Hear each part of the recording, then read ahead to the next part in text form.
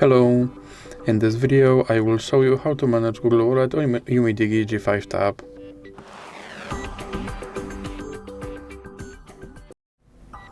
So you have to start by opening your wallet application.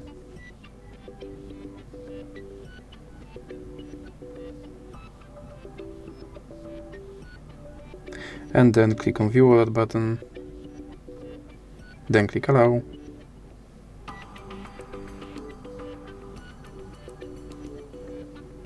And here on the main screen you can add credit card to your wallet, or you can click on your avatar. And here you can select the payment methods, you can check out password manager, you can see your data stored in the wallet, or you can enter wallet settings.